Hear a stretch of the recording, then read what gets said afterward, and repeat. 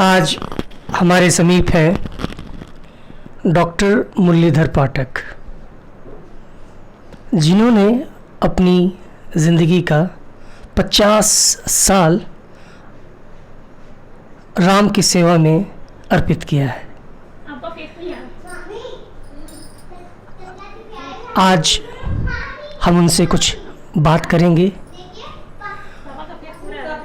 और उनके अनुभव को आज समझने का प्रयास करेंगे। तो डॉक्टर मुरलीधर पाठक जी, आध्यात्म एक ऐसा विषय है जो आम मानस के समझ के परे है। एक आम मानस अगर आध्यात्म में पहला कदम रखना चाहे तो उन लोगों के लिए आपका विचार, आपकी सलाह क्या होगी?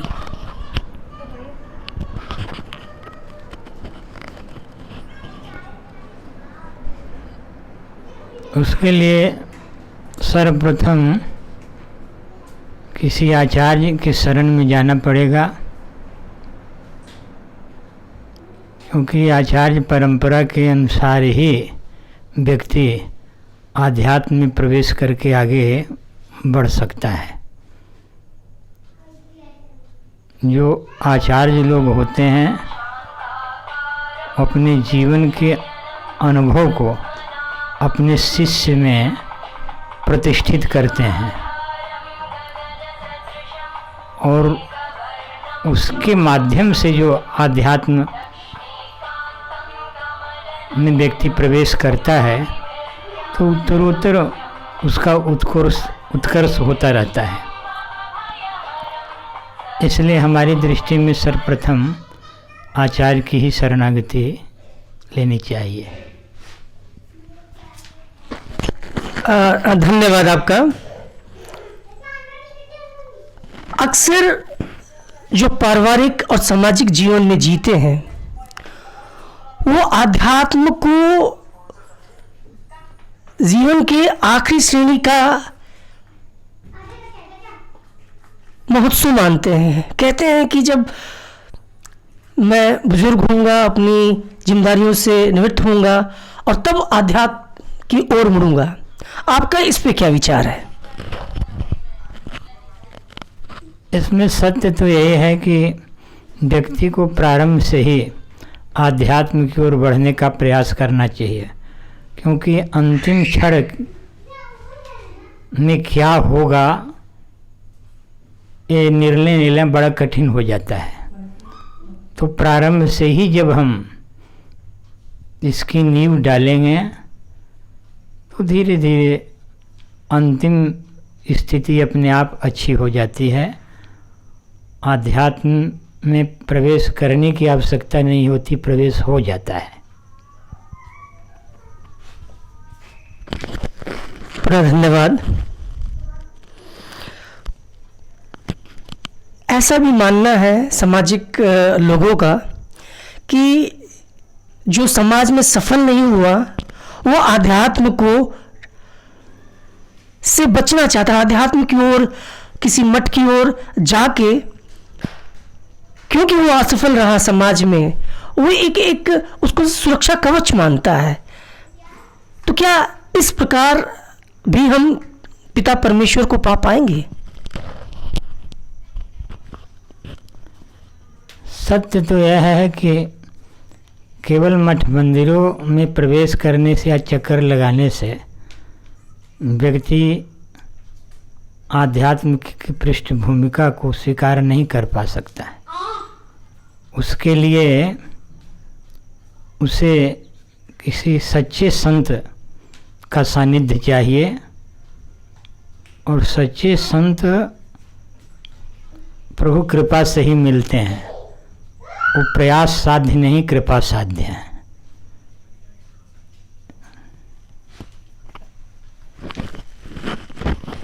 धन्यवाद। पुनः एक और आम मानस के मस्तिष्क में ये एक और प्रश्न है जिस पे मैं आपका प्रकाश चाहूँगा, आपका अनुभव चाहूँगा। लोग इसे कहते हैं कि आध्यात्म इंसान को निपुण बना देती है, आलस्य बना देती है और कर्म क्षेत्र से दूर ले जाती है। आध्यात्म का मतलब हिमालय, आध्यात्म का मतलब वनवास, आध्यात्म का मतलब परिवार को त्याग देना। क्या ये ही आध्यात्म है कि आध्यात्म इससे बड़ा या इससे अलग कुछ है? आध्यात्म एक ऐसी पृष्ठभूमिका है जो जीवात्मा को परमात्मा से मिला देता है। जब तक हम आध्यात्म तत्व का परिज्ञान नहीं कर पाते हैं तभी तक भ्रम फैला रहता है और व्यक्ति कुछ निर्णय नहीं कर पाता।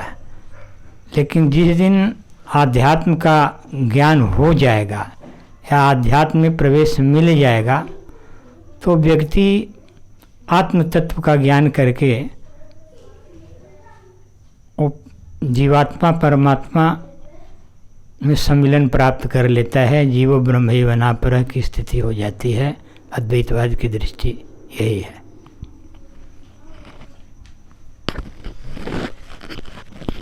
अच्छा महाराज जी, आपके दृष्टिकोण में कई लोग कहते हैं कि योगी जी, मोदी जी क्योंकि संत हैं इसलिए वो हमारे देश के प्रधानमंत्री होना चाहिए और एक संत को होना चाहिए। और कई लोगों का ये भी दृष्टिकोण है कि अगर योगी है, सच्चे योगी हैं, तो उन्हें मठ में रहना चाहिए, मठ की सेवा करना चाहिए। ये तो ताकत चाहते हैं, ये पावर चाहते हैं, ये धन दौलत चाहते हैं, ये तो लालची है, ये तो सामाजिक है, ये तो आध्यात्म की रूपरेखा और समझ नहीं है। आपका इस पे क्या दृष्टिकोण है? एक योगी या कोई भी वरिष्ठ मोदी ऐसा कोई व्यक्तित्व वाला महानुभाव हो तो उसके लिए राष्ट्र सेवा से बढ़कर कोई आध्यात्म नहीं। राष्ट्र सेवा ही सर्वोपरि हमारे यहाँ धर्म माना गया है। भगवान राम भी राष्ट्र सेवा के लिए सर्वस्व त्याग करके दुनिया वालों को इस बात की पुष्टि करा दी है। आपका बहुत बहुत धन्यवाद अपना मूल्यवान समय निकालने के लिए। पुनः हम मिलेंगे डॉक्टर मुरलीधर पाठक जी से। धन्यवाद और नमस्कार।